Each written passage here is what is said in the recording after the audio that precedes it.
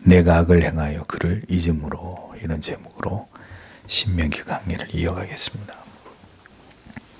여호와의 말씀을 삼가 듣고 그 모든 명령을 지켜 행하면 하나님께서 어떤 복을 이스라엘에게 주신다고 말씀하셨는지를 우리는 앞부분에서 살펴보았습니다. 하나님께서는 이스라엘 백성들이 하나님이 주신 축복의 땅 가나안에 들어가게 되면 하나님의 명령과 규례와 법도를 지켜 순종하는 그 구별된 삶을 통해서 하나님의 이름이 영광스러워지고 높아지기를 바라셨습니다.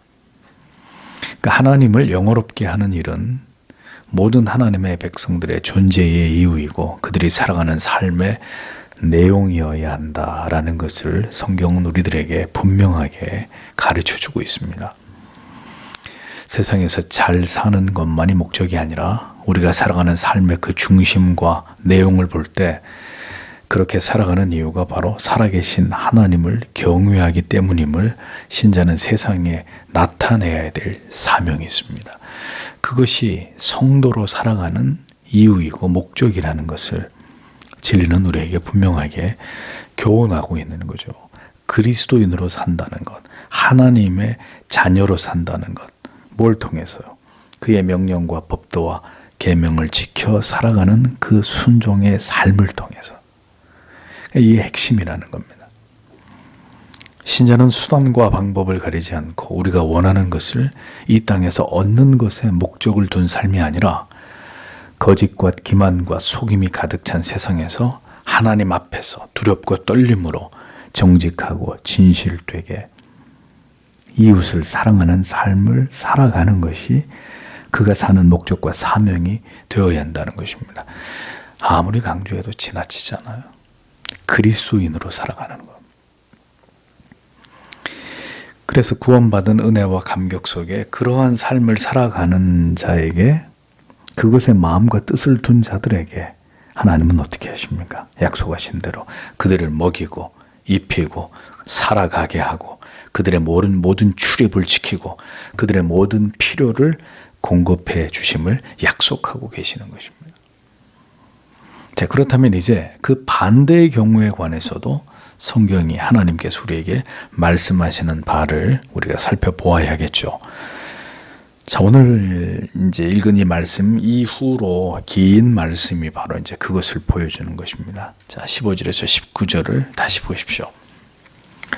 그리고 그것이 일어날 것이다. 만일 내가 오늘날 너에게 명하는 그의 모든 명령들과 그의 규례들을 지키기 위해 행하기 위해 내가 내 하나님 여호와의 음성을 결코 듣지 않는다면 그러면 이 모든 저주들이 너희에게 임할 것이다. 그리고 그것들이 내게 미칠 것이다. 내가 성읍에서 저주를 받을 것이다. 그리고 내가 들에서 저주를 받을 것이다. 내 광주리와 내 떡반죽 그릇이 저주를 받을 것이다. 내 태의 소생과 내 토지의 소산과 내 황소들의 뱃속에 있는 새끼와 내 양의 새끼들이 저주를 받을 것이다.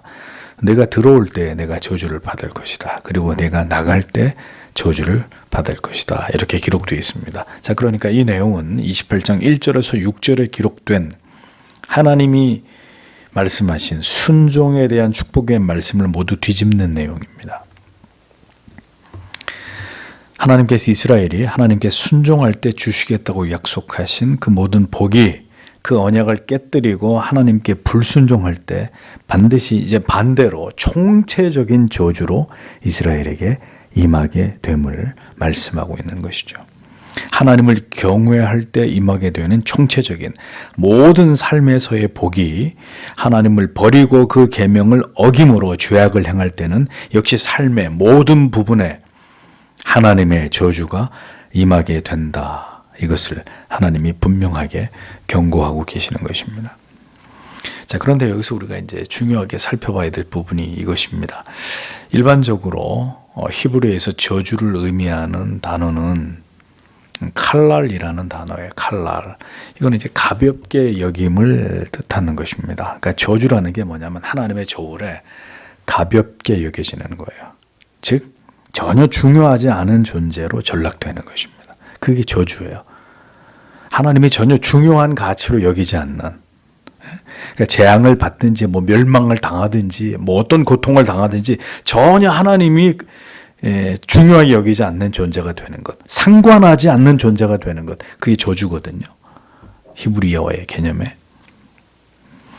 자, 그런데 똑같이 한글에서는 저주라고 번역이 됐는데 이 본문에서 나오는 저주로 번역된 단어는 칼날이 아닙니다. 여기서 저주라고 번역된 히브리어는 알라르라는 말인데 이 단어의 의미는 어떤 사물을 단단히 묶거나 속박하는 것을 가리킵니다.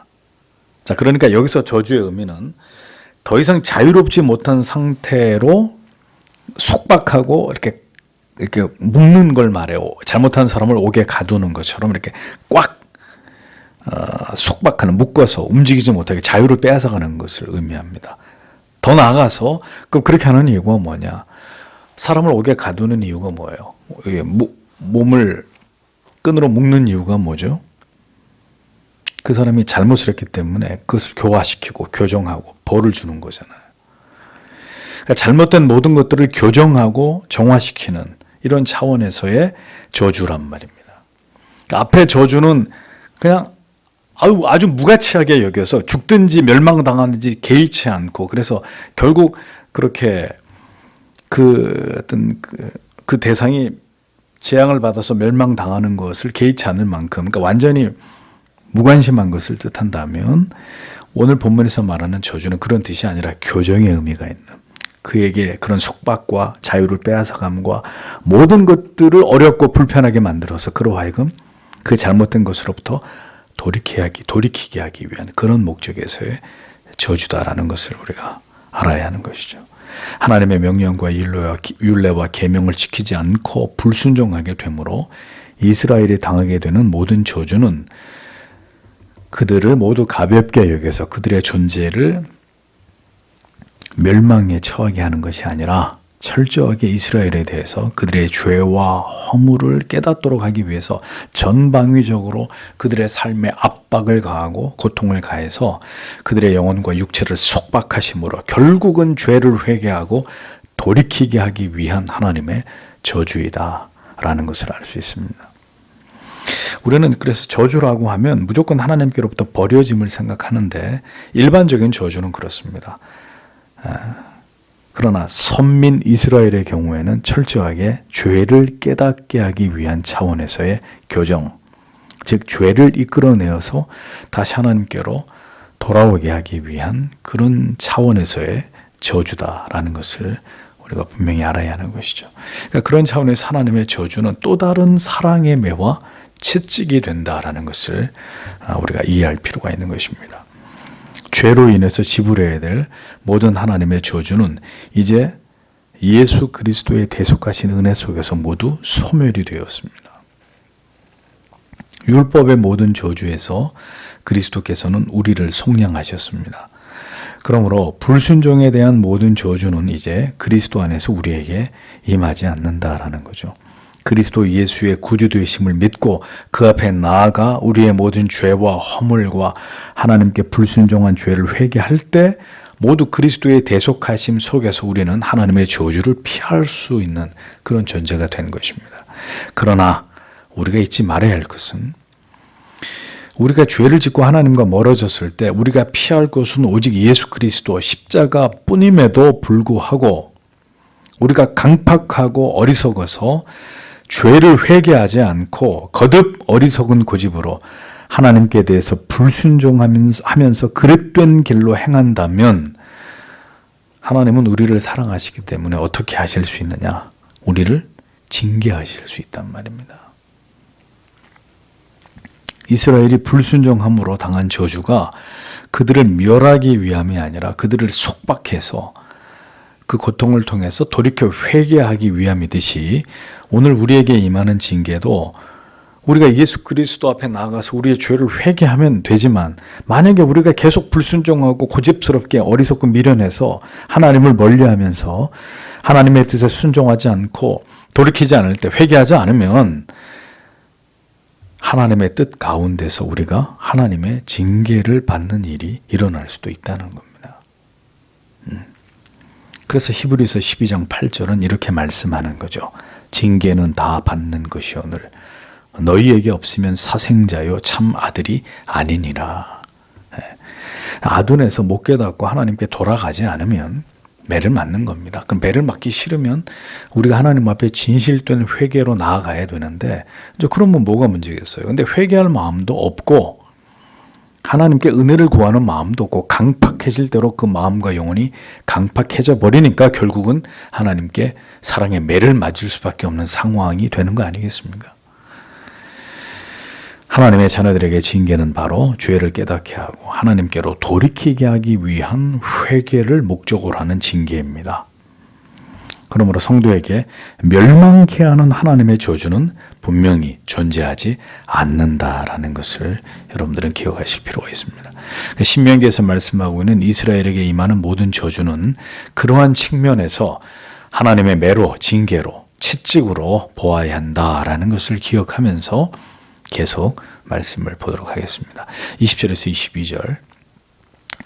내가 나를 잊음으로 네가 행한 것들의 악을 인하여 너를 황폐케 할 때까지 그리고 내가 속히 망할 때까지 여호와께서 내가 하려고 내 손이 뻗치는 모든 것은 너에게 저주를 극심한 공포와 처절한 절망을 보내실 것이다. 내가 소유하기 위해 거기로 들어가는 그 땅 위에서 그것이 너를 삼킬 때까지 여호와께서 너에게 전염병이 달라붙게 하실 것이다. 여호와께서 폐병과 열병과 상한과 학질과 한재와 풍자와 썩는 재앙으로 너를 치실 것이다. 그리고 그것들이 너를 멸망시킬 때까지 너를 추적할 것이다. 이렇게 기록되어 있습니다. 자, 선민 이스라엘 백성들이 가나안에 들어가서 하나님을 잊어버리고 우상을 숭배하고 온갖 죄악된 삶을 살아가게 될 때 하나님이 그들에게 내리시는 벌이 소상하게 기록이 되어 있습니다.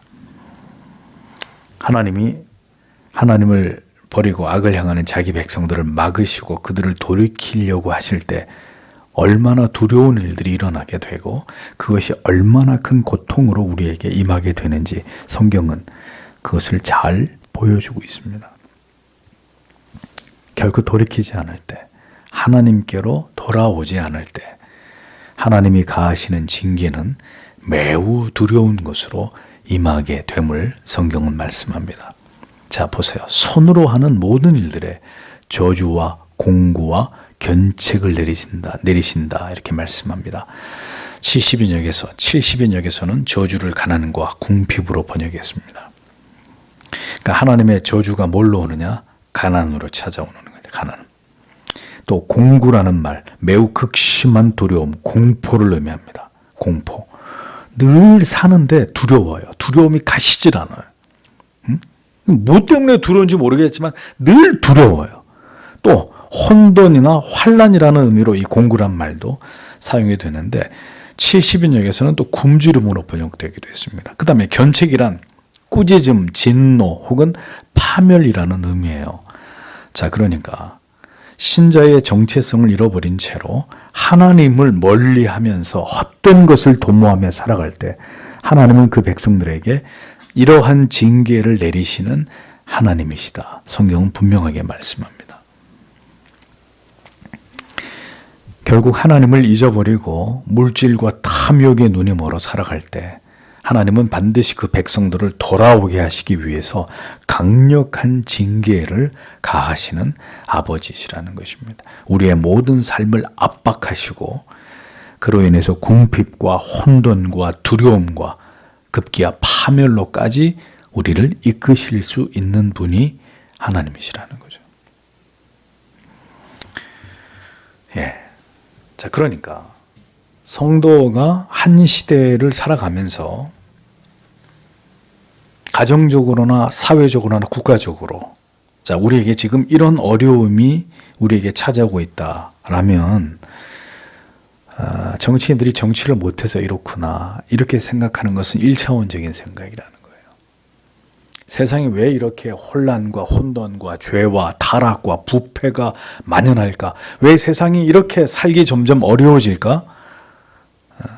라는 문제 앞에서 정치적 지도자들이 나라를 이렇게 만들었다 이렇게 얘기하는 건 1차원적인 답이라고요. 그럼 뭐예요? 그게 누구의 탓으로 여길 문제가 아니라 우리 자신이 지금 하나님을 어떻게 신앙하고 있는지를 철저하게 규명해 볼 이유가 있는 그런 문제로 봐야 된다는 겁니다. 성경에 따르면. 왜 우리가 이 지경이 됐나? 이렇게 실업률이 높고 실업률이 높고 부동산 문제로 난리가 나고 취업이 안 되고 전부 다 빚더미에 앉고 사업은 망하고 그러니까 왜 우리가 살아가는 이 시대가 이렇게 절망에 빠져드는 이런 상황으로 전개되고 있느냐. 성도 여러분, 성경 말씀에 따르면 그게 하나님의 징계라는 거예요. 징계. 하나님의 저주예요. 왜? 하나님을 버렸기 때문에.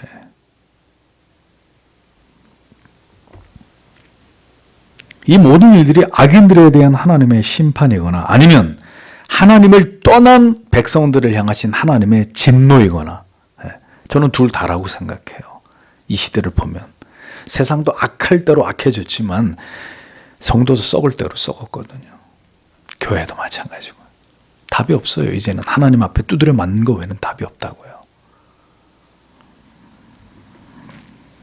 우리가 이런 어려움을 지금 당하고 있는데도 전혀 마음과 뜻을 하나님께 두지 않고 세상이 어떻게 돌아가든 말든 난 아직 그래도 먹고 살만하니까 이렇게 생각하셔서 마음과 뜻을 돌이켜서 하나님께로 향하지 않으면 자 이제 뭐 더 이따 말씀드리려고 했습니다만 이 신명기 28장을 잘 보세요.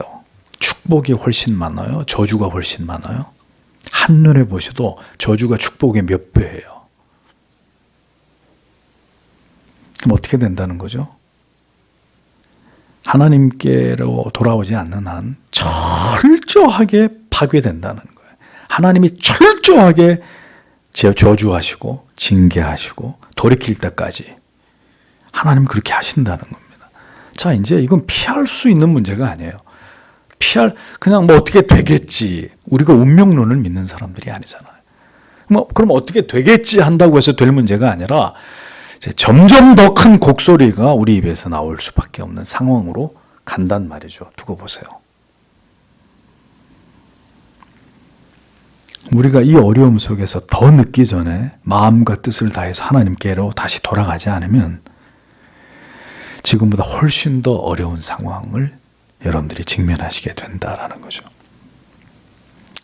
까닭 없이 이와 같은 총체적 어려움을 성도가 겪게 되지 않습니다. 그런 일은 우연히 일어나는 일들이 아니에요.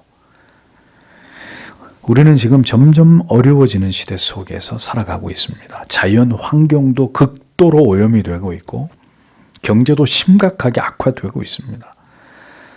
길거리마다 문 닫은 가게들 천지 아닙니까? 자, 여기다가 엎친 데 덮친 격으로 전염병으로 인해서 많은 제약을 우리는 지금 받고 있고 삶의 질과 삶의 질이 떨어지면서 우리의 마음과 정신이 피폐할 대로 피폐해지고 하루에 여러분 우울증으로 자살하는 사람이 수십 명이에요. 코로나로 죽는 사람보다 우울증으로 자살하는 사람이 훨씬 많다고요. 지금 매일매일.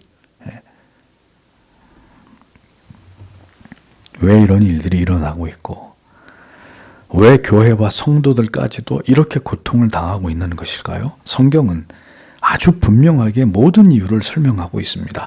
악을 행하고 하나님을 잊을 때 하나님의 이 모든 저주가 우리들에게 임할 수밖에 없음을 분명히 경고하고 계시잖아요.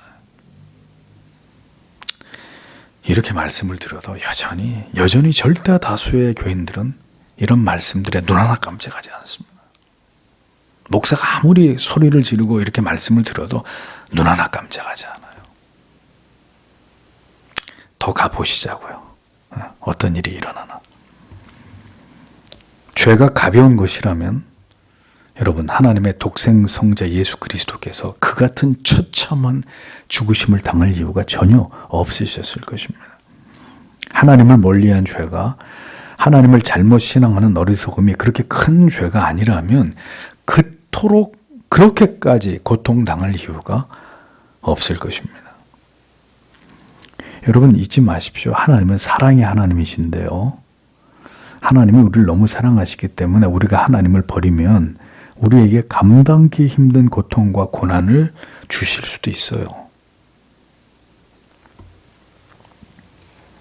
그러면 그러한 때 우리는 그것에서부터 벗어나기 위해서 발버둥을 치는 것이 전부가 되어서는 안 됩니다.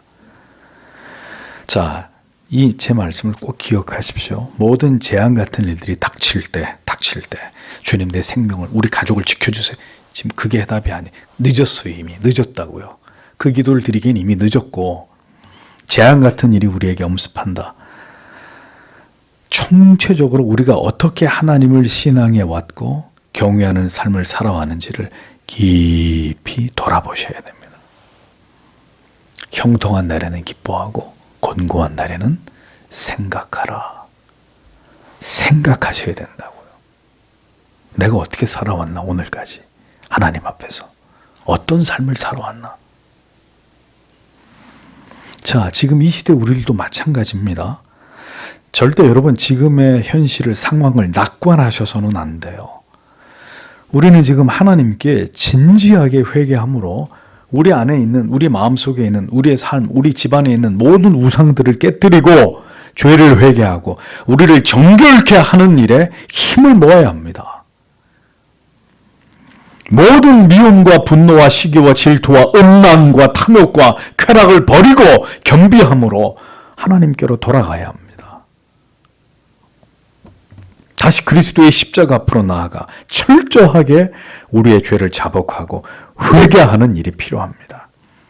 주께서 우리 모두를 그렇게 겸손케 하시고 하나님을 향한 경외와 사랑을 회복할 수 있도록 기도하는 일들이 고난과 절망 속으로 들어갈 때 우리에게 너무나 중요한 문제다라는 것을 인식하셔야 됩니다.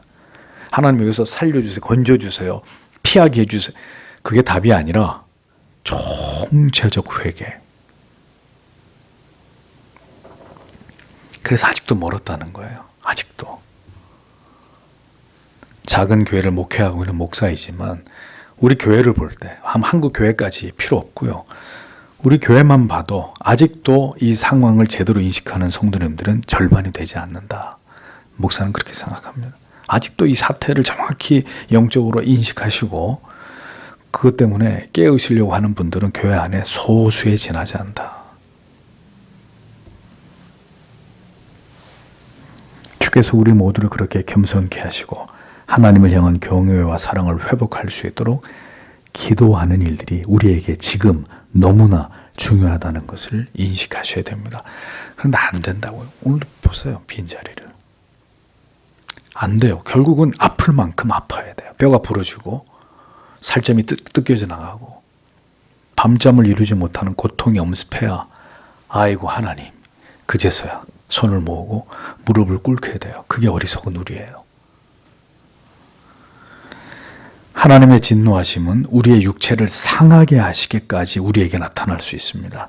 연병이 창궐하고 뿐만 아니라 폐병, 열병, 상한, 악질, 한재, 풍재, 썩는 재앙이 발생해서 너를 치게 될 것이다 라고 말씀합니다. 여러분 지금 이방인들한테 하시는 말씀이 아니에요. 이 말씀은 가나안 땅에 들어가는 이스라엘 백성들한테 하시는 말씀이에요. 자기 백성들에게. 어떤 자기 백성이요? 하나님을 버린 자기 백성들에게.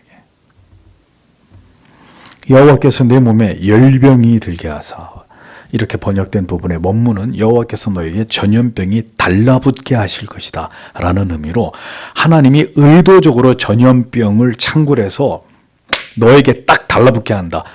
발병하게 한다. 네가 그 전염병에 걸려서 그 고통과 괴로움을 분명하게 너에게 달라붙어서 떨어지지 않게 너에게 그 병이 발생하도록 내가 그렇게 한다는 거예요. 하나님이. 자, 누가 피할 수 있을까요? 마스크하면 피할 수 있어요, 여러분? 방역을 하지 말라는 데 오해하지 마세요. 제 말을 그렇게 오해하지 마시고, 제 말은 하나님이 인간에게 연병을 내려서 그 전염병이 달라붙게 만든다고 하시는데 그 뭘 하면 우리가 여기서 피할 수 있을까요? 어떻게 하면? 어떻게 하면 도망칠 수 있어요? 방법이 없어요. 왜? 하나님이 그렇게 하시겠다고 하니까 도리가 없는 거예요. 그러므로 모든 병의 근원은 누구로부터 말미암은 것입니까? 하나님께로부터 말미암은 것이다. 우리를 향하신 하나님의 선하신 뜻을 이루시는 수단이 우리를 향한, 저희를 향한 하나님의 선한 뜻을 이루시는 수단이, 성도 여러분, 전염병을 비롯한 각종 질병이 될 수 있는 것입니다. 정확히 말씀드려서요. 그러므로 여러 번 여러분들에게 말씀드린 바대로 병이 걸릴 것을 두려워할 필요도 없을 뿐더러 병이 걸렸다면 그 병에서 낫기를 기도하시기보다는 먼저 그 병을 주신 분이 하나님이시다라는 걸 인정하시고, 그러면 그 병을 낫게 하실 분도 하나님이시라는 것을 인정하면서 하나님 앞에서 나를 돌아보는 일에 은혜를 구하고 나의 믿음과 삶을 교정해 주시기를 구하는 것이 가장 최우선이다라는 것을 기억하셔야 되는 것입니다. 하나님이 우리에게 전염병을 달라붙이신단 말이에요. 전염병뿐만이 아니라 그 뒤에 열거한 모든 병들을, 폐병, 열병, 풍제, 악재, 하나님이 다 그것을 우리에게 붙이시는데 그럼 어떻게 해야 돼요? 떠나갈지어다, 이 병마에 물러갈지어다. 그럼 병이 물러가요? 병을 주신 분이 낫게 하십니다. 그런데 그럼 병을 주실 땐 목적이 있으셨을 거 아니에요. 그래서 그 병을 주신 목적을 깨닫지 못한다면 우리는 그 병으로부터 회복을 얻을 수 없을 뿐더러 만약에 회복된다 하더라도 다시 또 병에 걸리든지 아니면 상황이 더 악화될 수도 있는 거죠. 왜? 그 병을 주신 하나님의 뜻을 깨닫지 못하기 때문에. 그러니까 우리는 맨날 낫게만 해달라고 기도해요. 잘못된 기도라니까요. 이 병을 저에게 주신 하나님의 뜻이 무엇입니까? 하나님의 뜻과 그 의도를 바라보셔야 합니다. 무엇을 나의 영혼에, 나의 삶에, 나의 신앙에, 나의 인격에 어떤 부분을 그분이 고치시기를 원하시는지를 하나님께 진지하게 물어야 됩니다. 그래서 그 문제를, 그 답을 정확히 알고 하나님 앞에 회개하면서 그 부분을 하나님 앞에 내려놓으면 그 병은 그냥 없어지는 경우들이 일반이죠. 하나님의 뜻이 이루어졌기 때문에 하나님이 그 병을 또 거두어 가시는 거예요. 그러니까 원리가 그렇단 말이죠. 그런데 병에 걸렸어. 병 낫지 않게 해달라고 막 기도만 해요. 그런데 병이 걸리면 어떡할 거예요? 그것도 주의 뜻이잖아요. 그러면 전염병 걸리지 않게 해달라 그러는데 전염병 걸렸어요. 그럼 하나님 나한테 왜 이러십니까? 하고 시험해 드는 게 아니라 그럼 그 질병이 결국 내게 발병하게 된 하나님이 그렇게 하신 하나님의 이유와 뜻이 어디 있을까? 이제 거기에 매달려야 된단 말이에요. 거기에. 이스라엘 백성들이 까닭 없이 지금 하나님 앞에 이런 저주를 받는다는 말씀을 듣습니까? 하나님을 잊었기 때문에, 버렸기 때문에, 우상 숭배하고 하나님 앞에 온갖 죄를 저지르면서 하나님을 등졌기 때문에, 그렇게 되면, 너희들가 그렇게 하면 이 모든 저주가 너희에게 임한다 라고 말씀했고 그대로 그들은 저주를 받았고, 그런 거잖아요. 그러니까 돌이키지 않으면 결국은 진멸하는 것입니다. 멸망케 되는 것입니다. 하나님이 보내신 재앙이 결국 돌이키지 않는 자들을 어떻게 멸하신단 말이에요. 돌이키면 다행이라니까요. 은혜라니까요. 깨닫고 주여 눈물을 흘리면서 저의 죄를 용서해 주십시오 하나님 하고 돌아오시면 다행히, 끝까지 깨닫지 못하면 그걸로 하나님이 멸하시는 거예요. 연병이 일어나도, 전염병이 일어나서 예배를 드리지 못하는 상황이 돼도 하나님을 찾지 않고 도리어 하나님과 멀어진다면 그 결과는 무엇이냐? 피할 수 없는 멸망이 도래한다는 것입니다. 그 밖에도 하나님이 치실 때 인간과 작물에 임하는 질병, 질환, 성경이 말씀합니다. 폐병, 이건 결핵이에요. 결핵. 원뜻은 여위게 하다라는 의미로 폐병에 걸리면 어떻게 되죠? 모든 기력을 다 소진하고 결국 죽잖아요. 그 다음에 열병, 불붙다라는 의미거든요. 이 심한 몸에 열이 왜 발생해요? 몸에 엄청난 염증이 생기니까 열이 발생해요. 그 염증이 결국 심각한 병을 일으키고 죽는 거잖아요. 그것도. 한재, 자 여기서부터는 이제 작물에 나타나는 피해입니다. 황폐하다, 멸망하다라는 의미로 극심한 가뭄을 뜻하죠. 풍재, 사막에서 불어오는 열풍으로 농작물이 다 말라 죽어버리는 병입니다. 썩는 재앙, 잎사귀가 모두 열에 타서 바짝바짝 다 말라 죽어 새까맣게 타서 말라 죽는 이런 병들이에요. 사람에게도 질병을 주시고 사람이 먹어야 되는 곡식도 하나님이 재해를 통해서 싹 다 거두어가 버리시는 거예요. 그 다음에 결정적으로 너를 치시리니, 너를 치다라고 번역된 히브리어 나카라는 말은 살해하다라는 뜻입니다. 결국 뭐죠? 하나님이 죽이신다는 거예요. 육신의 질병으로도 자연의 재해를 가해서도 결국 깨닫지 못할 때, 돌이키지 않을 때, 마지막은 그에 대한 하나님의 개인적 심판, 즉 죽음을 통해 하나님이 그를 소환하시는 거예요. 데려가 버리시는 거예요. 여기까지. 넌 더 이상 이 땅에서 살아갈 수 없다. 하나님이 그 생명을 취하신단 말이에요. 그게 마지막이에요.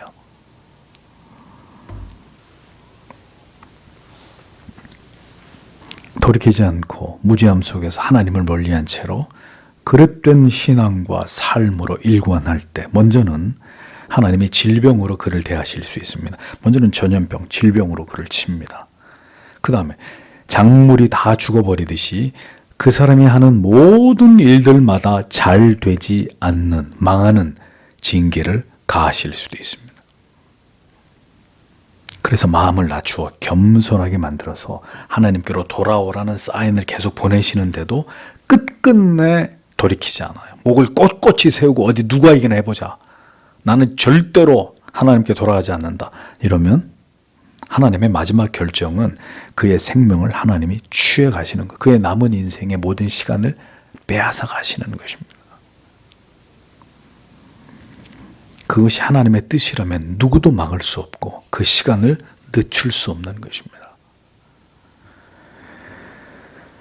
우리가 언제나 더욱 힘써 하나님을 경외하고 죄를 회개함으로 하나님과 멀어지지 않기 위해서 올바른 믿음의 길을 가야 하는 이유가 여기 있는 것입니다. 23절에서 24절. 그리고 내 머리 위에 있는 너의 하늘이 노시 될 것이다. 그리고 내 아래에 있는 땅은 철이 될 것이다. 여호와께서 너의 땅의 비를 티끌과 모래로 바꿀 것이다. 내가 황폐케 될 때까지 그것이 하늘로부터 내 위에 내릴 것이다. 라고 기록하고 있습니다. 자, 성도 여러분, 하나님께서 이스라엘에게 주신 언약의 땅은 젖과 꿀이 흐르는 땅입니다. 그런데 그렇게 하나님이 기름진 땅을 주셨는데도 이스라엘이 하나님을 버려요?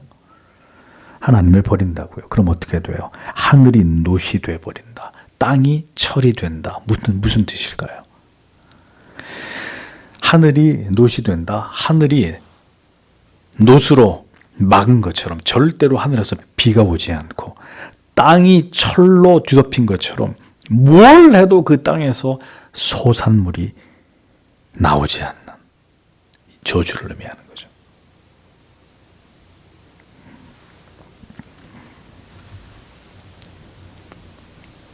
하나님 앞에 성도가 바로 서지 않으면 그럴 수도 있는 게 아니라 하나님 앞에 바로 서지 않은 채로 잘못된 길을 고집스럽게 계속 간다면 결국 모든 것이 다 막히게 되어 있습니다.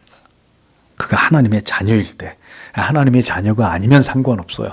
뭘 하든 잘 되든 잘 되지 못하든 개의치 않아요. 처음에 얘기한 것처럼 하나님이 저주하신 자들은 잘 먹고 잘 살든지 망하든지 어떻게 되든지 하나님하고는 상관이 없는 문제예요. 그러니까 하나님의 사람이 아닌 사람들은 하나님 앞에 바로 서지 않는다고 해서 그에게 불행이 닥치거나 일이 잘 안 되거나 그런 일은 일어나지 않아요. 오히려 시편을 보면 하나님을 멸시하는 자들이 세상에서는 더 잘 되죠. 더 잘 먹고 잘 살고 더 출세하고 더 잘 돼요. 그런데 그가 하나님의 사람이라면 하늘이 노시되고 그리고 땅이 철이 되어버리는, 다 완벽하게 가로막히게 되는 이런 상황에 처하게 된다. 근데 처음부터 그렇지 않아요. 처음에는 우리가 하나님을 멀리하게 될 때 예배를 멀리하고 기도를 멀리하고 점점 세상으로 가면 처음에는 굉장히 일이 잘 풀려요. 마귀는 그렇게 해서 우리가 안심하고 하나님을 멀리하고 버릴 수 있도록 하나님께로부터 멀어지려고 마음을 먹으면 처음에는 아주 모든 게 다 평탄하게 잘 되게 만들어져요. 사업도 잘 풀리고 돈도 많이 벌리고 뭐 마음 먹은 대로 다 잘 되게 해주셔요. 잘 되게 해준다고요. 마귀가 언제까지? 그렇게 해서 하나님하고 완전히 단절되고 완전히 하나님을 그가 버릴 때까지. 그래서 완전히 그 영혼이 하나님과 단절됐다고 여겨지면 이제 모든 것을 빼앗아 버리는 거죠. 철저하게 망하게 만드는 거예요. 그 영혼이 스스로의 힘으로 절대로 하나님께 다시 돌아가지 못하도록 완전히 하나님과 단절시켜 버리는 거죠. 그게 마귀가 하는 짓이에요. 그리고 하나님은 그걸 허용하는 거죠. 그런데 그가 진정한 하나님의 사람이라면 바로 그 자리에서 아무것도 할 수 없는 모든 사방이 가로막혀 버린 그 상황에서 그가 하나님의 사람이라면 그가 누굴 찾을까요? 다시 그 자리에서 하나님을 찾아요. 그리고 다시 신앙을 회복해요. 하나님께로 다시 돌아오는 역사가 일어나는 거죠. 그 다음에 비 대신 티끌과 모래를 땅에 내리시고 그것이 임하여 결국은 망하게 된다라고 말씀합니다. 비처럼 티끌과 모래가 내린다는 거. 자, 여러분, 뭐 저는 가보지 않았습니다만, 저 팔레스타인 지역에 가면 모래폭풍, 네. 건조한 모래폭풍이 한번 휩쓸고 지나가면 1년 농사는 끝나는 거죠. 모든 작물 다 말라 죽게 되고 다 파괴되는 이런 재앙이 일어나는 거죠.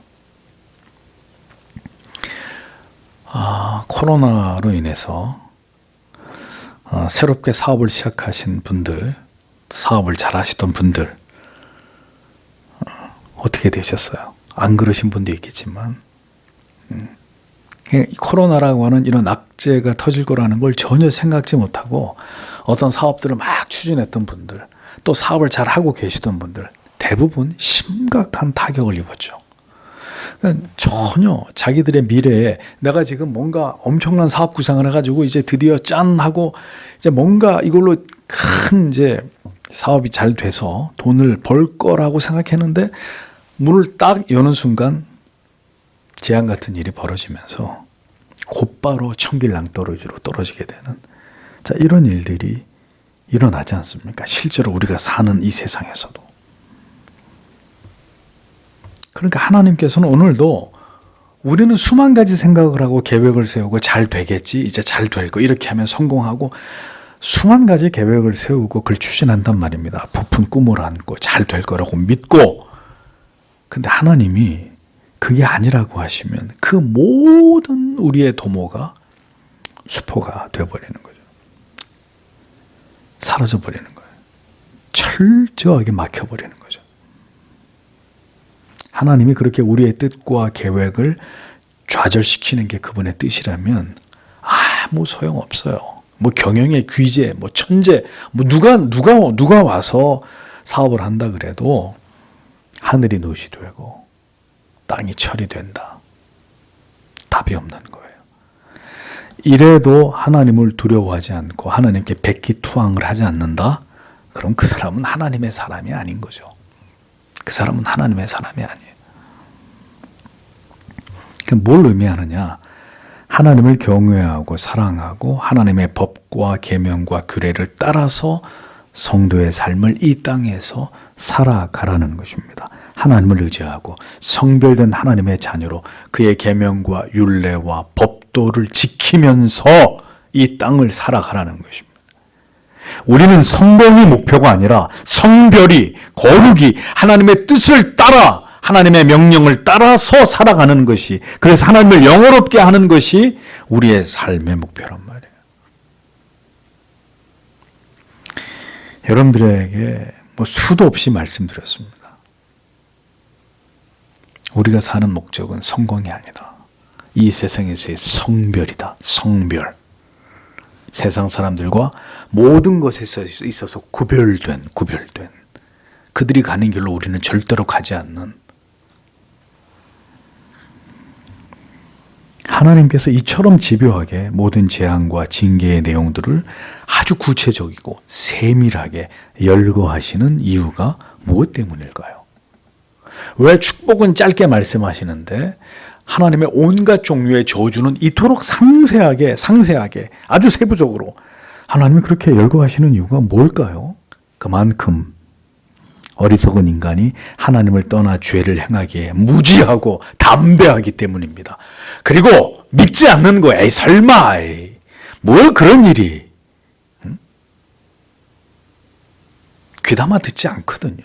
그런 일이 일어날 거라고 믿지도 않고, 지금도 마찬가지지만 아무리 이런 말씀을 드려도 설마 그런 날이, 다 그렇게 생각하신단 말입니다.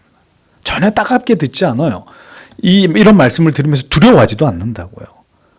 이제 발등에 불이 떨어져야 이제 그때 우리가 이제 감을 잡는 거죠. 정말이구나. 그토록 많이 들었던 그 경고의 말씀이 사실이었구나. 그러니까 그러기 전까지는 계속 이렇게 갈 거예요. 그걸 아는데도 저는 오늘도 이렇게 말씀드리는 거예요. 어리석은 인간이 하나님을 떠나 죄를 행하기에 무지하고 담대하기 때문에 거듭 강조하심으로 결코 하나님을 버리지 않고 하나님의 언약을 지키고 하나님을 올바로 신앙하는 그 믿음의 길을 결코 벗어나지 말라라는 이 하나님의 마음을, 너희가 나를 버리면 이런 저주를 받는다. 응? 징계를 받는다. 너희가 죽는다. 멸망한다. 모든 게 다 막혀버린다. 병에 걸린다. 너희들이. 이거를 계속 하나님이 말씀하시는 거죠. 계속. 왜? 우리가 무지하고 고집스럽고 잘 안 믿는 어리석은 존재들이기 때문에.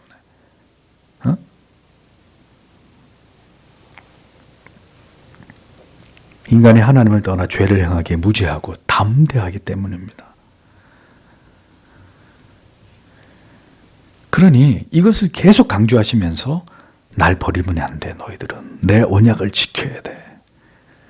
나를 올바로 신앙하는 그 구별된 신앙의 삶에서 벗어나면 안 돼. 그러면 죽는 거야. 따먹는 날에는 정령 죽으리라. 반드시 죽는다. 그 말이거든요. 창세기에서. 반드시 죽는다. 강조하고 있는 거예요. 그런데 마귀가 에이, 죽을까 하노라지.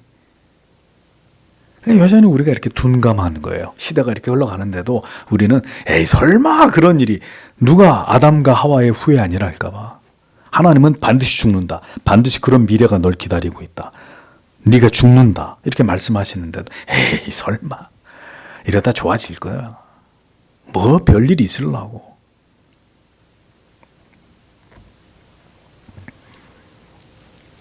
성도 여러분, 인생은 결국 하나님과 이 언약을 지킬 능력이 없습니다. 그러므로 이것을 지켜서 구원을 얻는 일은 불가능합니다. 오늘도 우리의 넘어짐과 연약함, 죄악을 범하는 이 어리석음 속에서 결국 해답은 뭐죠? 그러니까 주님께로 나아가서 우리의 죄를 자복하고, 주여 부디 이 연약한 종을, 이 부족한 저를 붙들어 주시옵소서. 믿음으로 살게 해주시옵소서. 주를 떠나지 않게 해주시옵소서. 하나님의 말씀을, 이 원리를 버리지 않도록 이 연약한 믿음을 도와주십시오. 하나님, 이거 붙들고 살게 해주십시오. 놓치지 않게 해주십시오. 쓰러지고 넘어질 때마다 십자가 앞으로 나와서 그 십자가의 능력으로 하나님께 온전히 붙들려서 믿음을 잃지 않도록 하나님이 도와주시기를 오늘도 성도는 간구해야 되는 것입니다.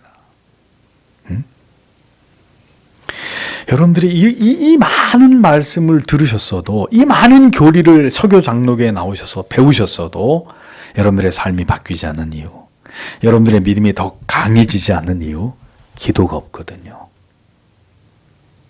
아주 결정적인 얘기입니다. 수많은 지식을 쌓아도 그 지식을 통해서 우리의 믿음이 쑥쑥 자라지 않는 이유는 그 모든 지식 속에 하나님 앞에 깊고 간절한 기도가 뒷받침이 돼야 돼요.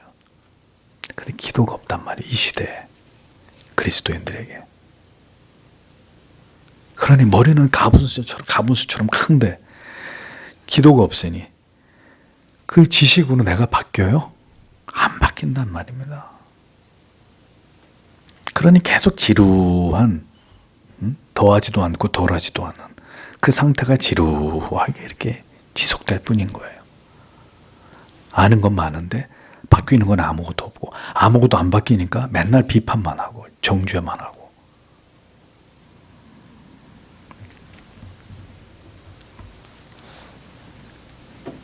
십자가의 능력으로 온전히 하나님께 붙들려서 그 믿음을 잃어버리지 않고 주님을 경외하는 삶을 감당해 나아갈 수 있기를 우리는 오늘도 기도해야 돼요. 어떻게 감당해요, 우리가? 이 하나님의 저주를. 이 하나님의 말씀을 순종하지 않음으로 인해서 우리의 피할 곳은 예수 그리스도밖에 없다는 걸 아시는데도 그렇게 하지 않으면 이제 아무것도 우리에게 남아있는 게 없는 거예요. 우리 스스로를 지킬 수 있는 아무것도 없는 거예요. 세상을 보십시오. 세상을 보십시오. 요한계시록의 말씀을 통해서도 그렇고 신명기 말씀을 통해서도 그렇고 점점 우리가 듣고 있는 말씀들이 일어나고 있잖아요. 거짓말이에요? 제가 지금 거짓말하고 있나요? 이 성경에서 다루고 있는 모든 진리가 정확하게 이 시대에 일어나고 있는 일들을 이렇게 보여주잖아요. 이런 일들이 일어나고 있다. 성경에서 말씀하신 일들이 실제로 지금 이 땅에서 일어나고 있다는 것을 보여주잖아요. 그게 어떤 징조로 분명히 우리가 지각할 수 있도록 우리 눈앞에서 펼쳐지고 있잖아요. 그런데도 안 믿는 거죠.